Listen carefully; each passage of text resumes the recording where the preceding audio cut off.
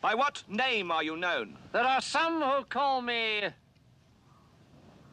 Tim? Welcome to another episode of Timmy Talks, the channel where we talk old school Magic. And today we are looking at the first round match played at the Raging Bull series. I'm so excited about this. This is the biggest, the baddest old school Magic tournament held in my home city of Amsterdam. And this is just going to be super, super cool. I'm really looking forward to showing you all the matches played at this tournament. We're starting at round 1. We're going all the way to the finals. And before we continue, first a quick shout out to Richard. Richard, thank you so much for continue to organize this event.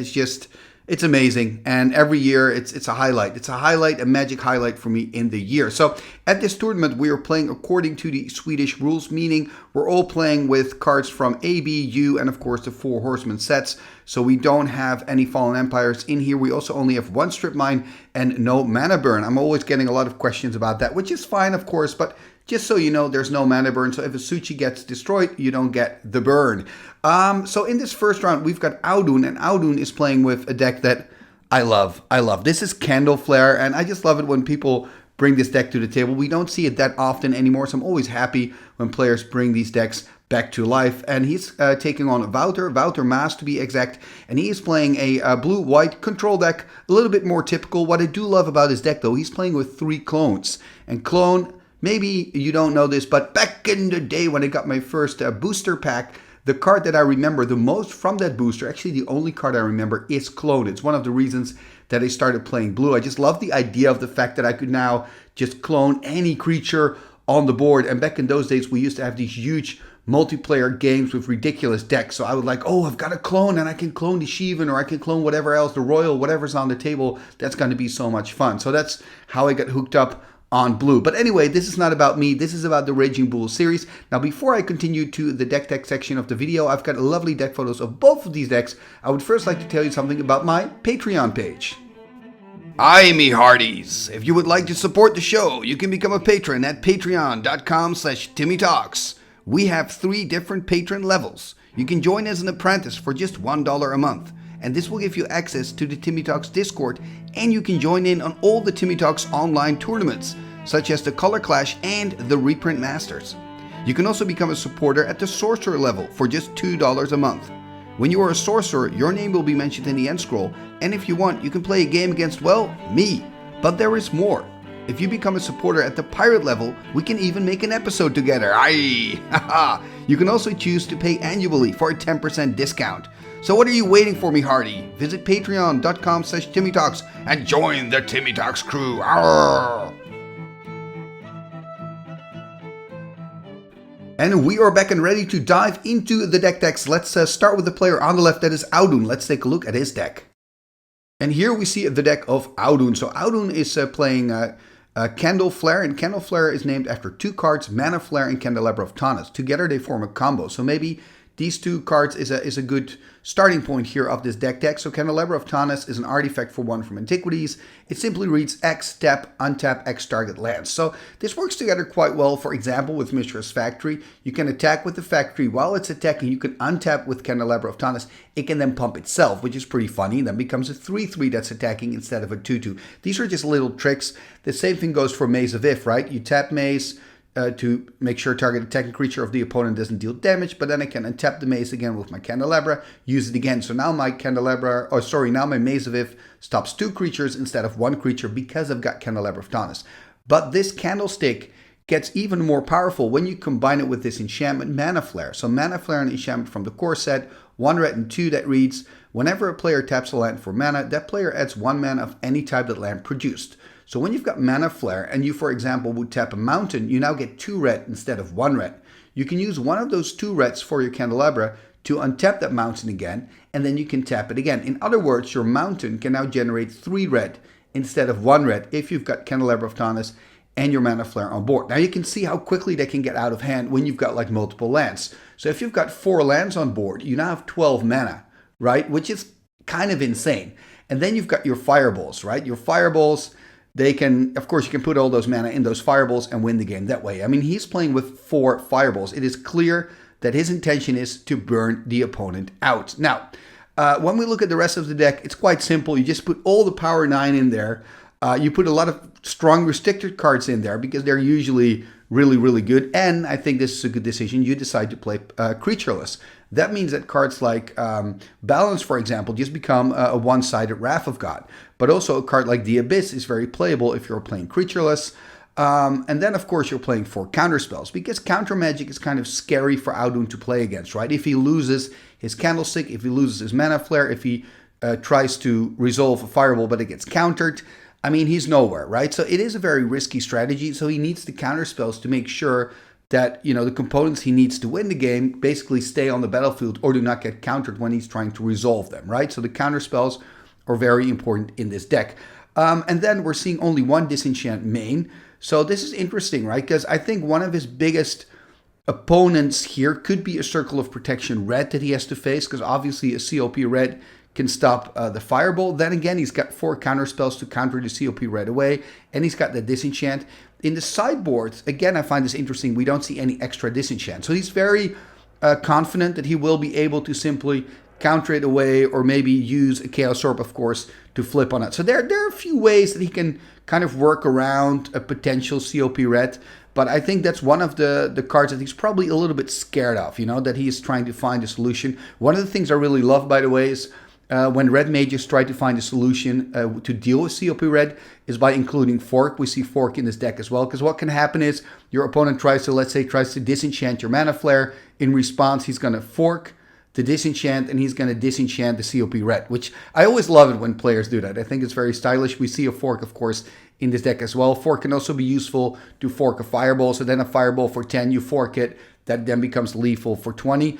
Another card that I want to highlight here that we see in the sideboard is Mirror Universe. Mirror Universe usually pretty good with the strategies, because then you can choose to kind of take the damage, play Mirror, swap lives, and just burn them out for just not a lot, right? Because then you're probably pretty low, so you can just quickly get the win. So I like that as well. You can choose then to kind of, you know, take the damage instead of trying to stabilize the board. Okay, this is the deck of Audun. I really love it. I haven't seen Candleflare in a while, so it's really just great to see this on the board. So thank you for bringing the deck here to the table, Audun. Now let's take a look at the deck of your opponent. And here we see the deck of Wouter. So Wouter's really playing blue-white flyers, right? This is a deck that I've seen before, obviously. I mean, this is a very popular deck, and I understand why. Because you get to play with big flyers, which is fun, right? Sarah Angel, Air Elemental, Mahamoti Jin, they're just cool. Then you can also play your Serendip Freets for the early game pressure. That's only 3 mana for a 3/4 flyer. Those are great stats. Later in the game, you can have your Modi. What I love about this build is that he's playing with 3 clones, so you can start also kind of cloning your Modis, have a Modi army, which I hope you get to do, Wouter, because that sounds super awesome. And then, of course, when you're playing with so many flyers, Mode becomes a very good card, because Mode says that you can no longer attack with creatures that have no flying, so non-flying creatures, so you're protected from those, which is pretty funny. What I do see in his list, though, is he's playing with a lot of creature removal, and that's a little bit tough for Wouter in this particular matchup, because guess what? The opponent, Audun, is playing with no creatures, right? We just saw his deck. So the Swords to Plowshares, the Wrath of God, the Control Magics, they're pretty useless, sorry. So he's probably going to board those out. The Mace is probably going to go out. And, I mean, what can you board in? I mean, he's got Divine Offering. I guess the Timmys, maybe, although they're pretty weak.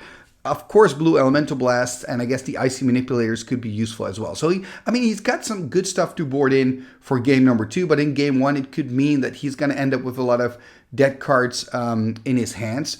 Another thing I'd like to highlight here is that we don't see the Moxen here in the deck of Wouter.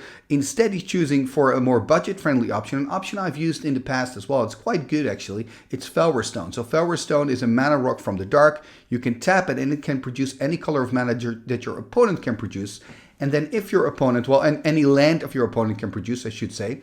And then if your opponent has a City of Brass, this little rock becomes very good because you can tap it for all colors of mana. I always love it when that happens. You know, there's some nice little synergy. And of course, in old school, a lot of players play with City of Brass. So that makes the Felwar Stone really, really good. And I think this is just a really neat, nice option, right? If you don't have the Moxen or the Black Lotus, play with Felwar Stones instead. They're pretty good. I really like them. A lot of players also play them right next to their Moxen, actually a 1 or 2 in their deck. But, you know, mana base is always difficult. Let's not get too deep into that, you know. Anyway, this is the deck of Wouter. We looked at the deck of Audun, so that means we are ready. Let's go to round number 1 of the Raging Bull series. Welcome to game number 1 of the Raging Bull series, round number 1 as well. Audun on the left playing Candleflare. He's actually taken a double mulligan here. He is also on the play. And he's taking on Wouter, and Wouter is playing a blue-white Flyers deck, and he is on the draw. So 5 cards left for Audun. Let's see what he can do. There's a Badlands and a Mox Jet passing the turn back to Wouter. Let's see what he can do in his first turn. There's a Soul Ring, tapping the Soul Ring into a Felwar. So pretty strong start for both players. Ooh, that's an important card picked up from the top of Balance there. Problem for Audun is he doesn't have a white source, but that Balance could become really good later on in the game. Wouter here tapping a blue and 2 for a Serendip, a free 3/4 flyer from Arabian Nights.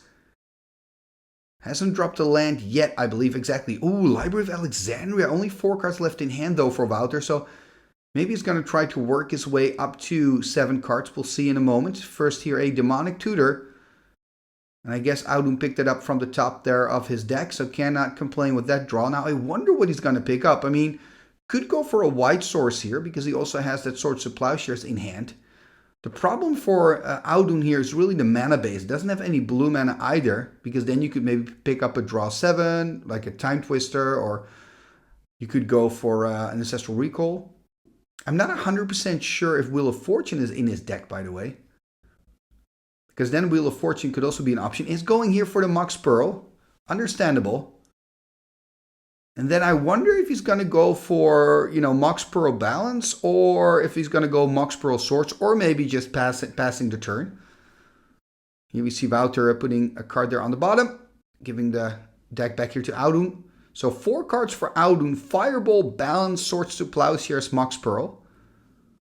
He's going to go here for the Pearl play, and there's the Swords.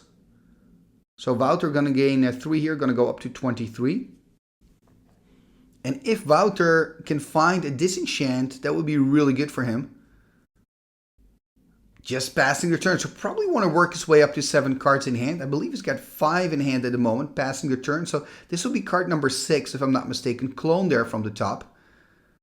Passing the turn. And now Audun, I wonder if he's going to use his Balance at a certain point here to make sure that Wouter doesn't get that Library of Alexandria activation. 4 cards in hand here. I believe one of the cards is a Mana Flare. We also see a Fireball, and I believe that's a Wheel of Fortune there in hand as well. Of course, Wheel not as good because of that library on the side of Wouter. So Audun's going to tap 2. Yep, there's the Balance. So that means Audun or Wouter can only keep 3 cards in hand. Has to make a decision. It looks like he's going to keep the Clone there. It's his only creature. Has a lot of mana sources in hand, I believe. Going to keep a land, a Felwar, and a Clone. I'm going to discard, let's see, 2 lands and another Felwar. Yeah, there's just not much action here in the hand of Wouter, which is good news for Audun. There's just a pass here. This is very unfortunate for Wouter. Is playing with a lot of creatures, but just cannot find them. Found another Clone, by the way, and this is the problem with Clone. Clone is good if your opponent is also playing a creature-heavy deck, because then you usually have a target, but when you're playing against a creature-less deck, Clone really becomes worse. Also because the target, you've got targets in your own deck, yes, but your opponent's probably going to play Swords or, remove it in response to your Clone. So it's very tricky. So we'll just have to wait and see if Wouter can actually use those Clones. He's going to tap 5 now. Okay, there's a Serra Angel. Now, if this Serra survives long enough, he can start cloning it, but pretty big if. I wonder, ooh, there's an Abyss from the top. Yeah, this Abyss is really good.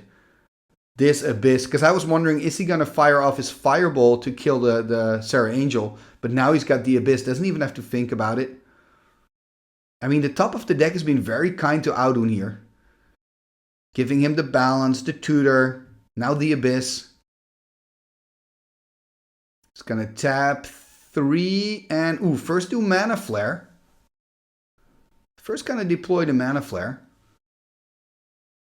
I mean, I assume he's going to play out the Abyss, right? It's going to tap, and it's now, of course, 2. Yep, there's the Abyss. So Abyss, a card from Legends Enchant World that says, during your upkeep, sacrifice a non-artifact creature. Yeah, this is a big problem for Wouter. Because Wouter has 2 clones in hand. He really wants to clone the Serra Angel here, but can't because it's going to die here. We see that happen. in the upkeep. And another card in hand there for Wouter that's going to be useless. That's the Control Magic, I believe. So just really tough here for Wouter. I think in game 2, I mean, here you can board all that creature hate out. Board some more useful cards in, like a blue Elemental Blast. 2 fireballs now in hand. There's the first fireball. Yeah, just going to go maybe for double fireball. How much damage can he do here? 2, 4, 6, 8, 10, 12, I believe 11 damage, if I'm not mistaken. Now remember, Wouter is on 23. So I believe he's going to take a hit of 11 and I'm going to keep 12. So 12 life left here, and yeah, it's looking pretty bad for Wouter. I mean, he's got up to 7 now or not? Yeah, exactly. So he can at least use the library. Needs a counter spell. There's an island. Is he going to play out the Serendip? I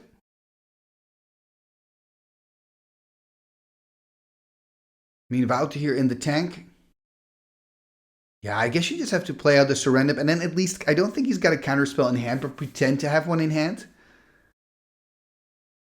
Okay, there's the Serendip of Freedom. Of course, he only has to tap 1 land because it makes double blue here because of the Mana Flare. So there's the Serendip. And he's going to tap 4 more. Okay, there's the clone, cloning the Serendip. So, I mean, at least he's got some pressure on the board, but I think it's already over next turn. I wonder if Audun's going to take the risk. Could, of course, run into counterspell here. There we see a huge fireball, and that's it. No counter magic. Yeah, Audun just going for it, and he should. And even if he wouldn't have had the fireball, of course, he still had the abyss. So this is a very tough first game here for Wouter. But the positive side, the silver lining for Wouter, is he now knows, you know, what Audun is doing. He probably knows that he's playing creatureless, so he's going to board out all that creature hate. He's going to put more useful cards in. So I think we're in for a very exciting game number 2. Game number 2 here, about to start. Wouter on the play. It looks like both players are keeping their hands here. And let's see. Wouter starting off with an island, passing the turn. And Audun here starting with a city. And we can already see the red Elemental Blaster in the hand of Audun. And I guess both players have boarded in those red and blue blasts here after the first game. So we could be in for a blasting party. There's a Soul Ring here by Audun and a pass. So both players kind of building up their mana bases. I wonder if Wouter is going to try to play out a Serendip of Freet here. Nope, just passing the turn. So no pressure for him. I do see 2 clones in hand. There's a land also for Audun and just a pass. There's a Plains. No Serra Angel, just a pass. Audun here having a Maze there in hand. Also, I believe, is that a Time Walk? Yep, that's a Time Walk. I'm going to go for the Time Walk here. So he's going to take an extra turn, but before he does that, first animating the factory, attacking with the factory. There's a Swords though. So that means 2 extra life here for Audun. Going to go up to 22. And then take on his extra turn. Finding a Swords to Plowshares there, I believe. Yes, just has not a lot in his hand. Not a lot going on there. Decides to pass the turn here back to Wouter. So Wouter going to make his land drop. Also just passing the turn here. So both players not really having any action in hand. We do see a Mana Flare here from the top for Audun. So could consider playing out the Mana Flare. There's the Maze. There's the pass. Doesn't want to play out the Mana Flare just yet. Let's see what Wouter can do here. It's going to tap 2 or not. Nope, just going to pass the turn as well. So, yeah, both players just being passive here at the moment. There we see a Chaos Orb. Chaos Orb on the board. And I guess if you're Audun, you know, if the Chaos Orb gets destroyed by a disenchant, you don't mind that much because he's got 1 less disenchant to use on the Mana Flare. And Mana Flare, of course, is a key card here in the deck of Audun. But also just a pass from Wouter, so just not a lot happening here. Both players kind of passing their turns. I believe a Demonic here from the top for Audun. So that's, of course, an interesting card for him. He's going to tap the City, tap the Soul Ring. Okay, he's going to go for Mana Flare here. For a moment there, I thought it was going to go for Demonic instead. If that's a Demonic, I believe so. But it's going to go for Mana Flare. So now all the lands Tap for the double amount of mana. There's the pass. So Wouter here tapping, it seemed. Yeah, gonna tap 2 planes and a Felwar. There's a Sarah Angel hitting the board, 4/4 flyer. And when she attacks, you don't need to tap her. Later, they made a keyword for that. They called it Vigilance. There we see a quick Swords to Plowshares. No counter magic from Wouter, so the Sarah Angel's gone. Wouter going to go up to 24. Passing the turn back here to Audun. And Audun found a Black Lotus. Yeah, still has that demonic there in hand. Could consider exactly tapping here for black and then just play the demonic because it makes 2 black because of the mana flare. Or do something else. Also going to tap the Soul Ring. So I guess he wants to keep 1 black floating and 1. Does he have perhaps a Mind Twist in mind here? Picking up a Mind Twist. Yeah, going to go through the Mind Twist there. Abyss also a good card, but no creatures on board right now. So I don't expect him to pick that up. Okay, he's going to pick Ancestral Recall or not. I mean, Mind Twist could be a good choice also. You have the risk, of course, that Wouter has a counterspell, but I don't think he has, or else he would have counterspelled maybe the Chaos Orb or the Mana Flare. So I think I would have gone here for the Mind Twist instead. Also because you still have that 1 black floating. And you've got the Black Lotus. Untap, upkeep. We don't see the Ancestral play. Another thing that surprises me. Usually players play the Ancestral Recall in the upkeep of their opponent. Because if you're giving Wouter another draw step, maybe he's going to find a counter spell to counter the Ancestral Recall. So here we see the Chaos Orb on the side of Wouter as well. But there we see a counter spell though. So there's the mana drain. And this explains why Audun didn't play out the Ancestral Recall yet. He wanted to keep counter magic open here. So countering away the Chaos Orb. So now he's got 2 floating from the mana drain. Finding another counter spell, by the way.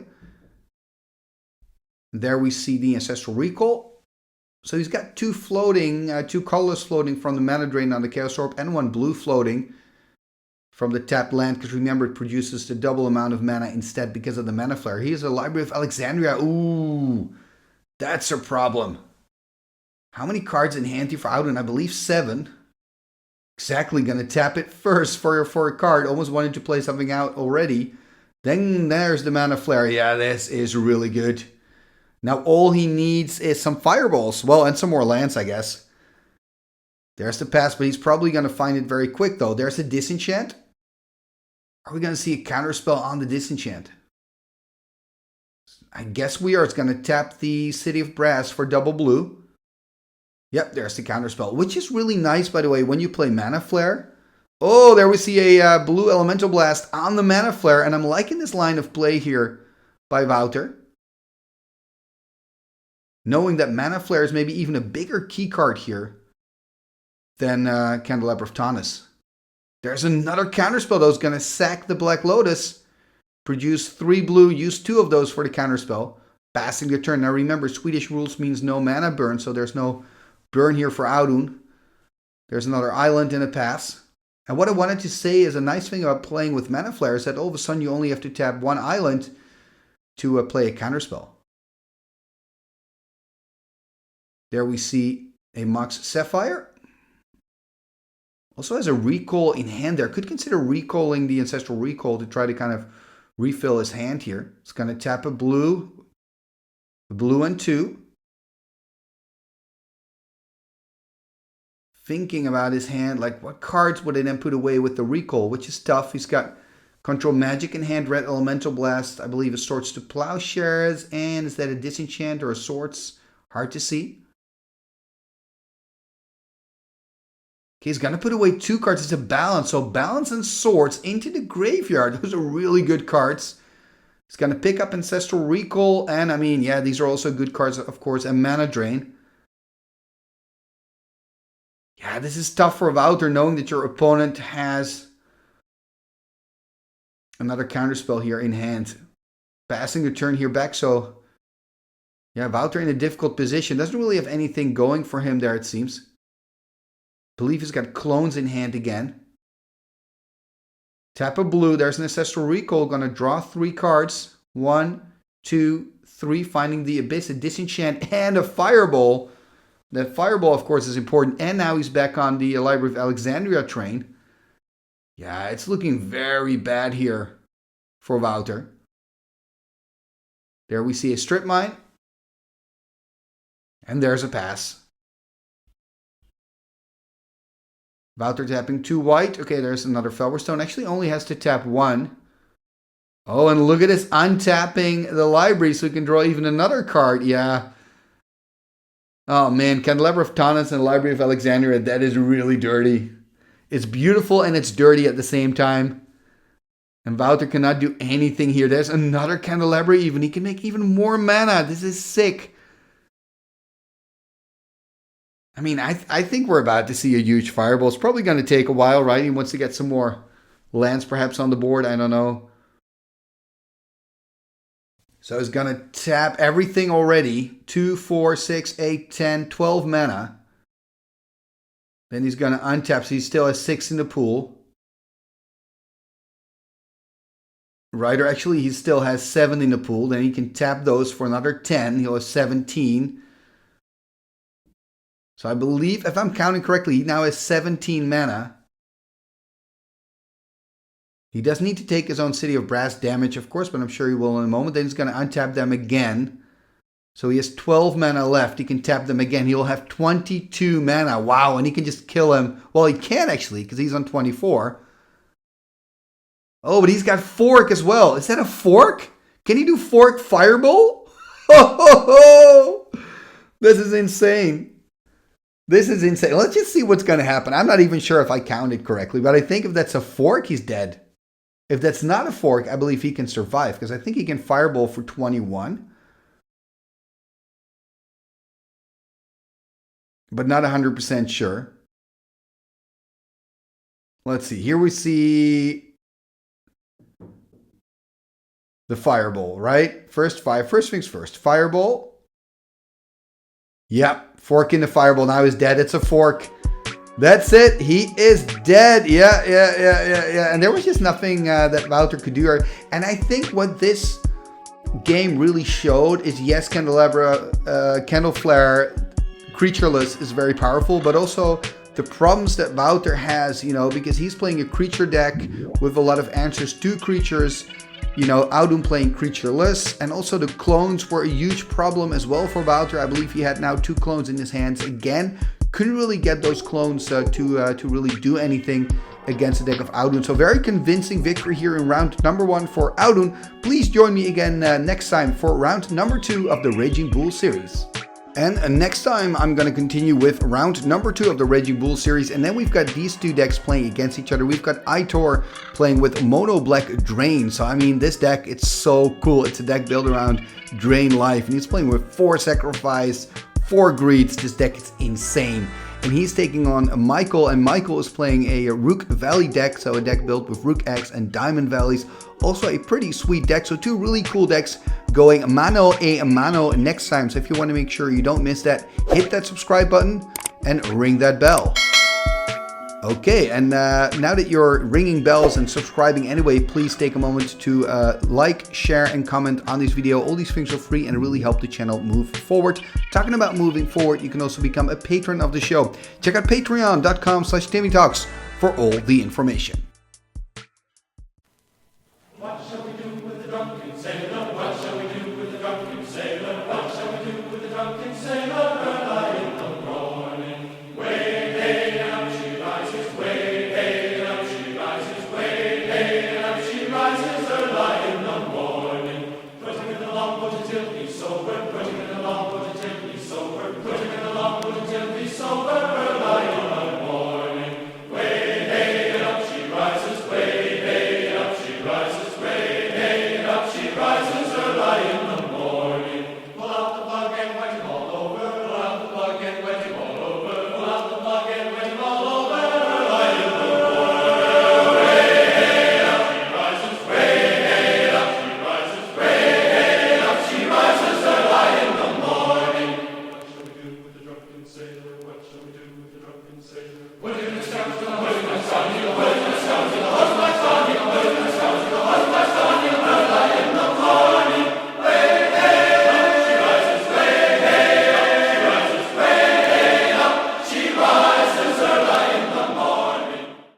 Fingitus, fingitus, somber kazing.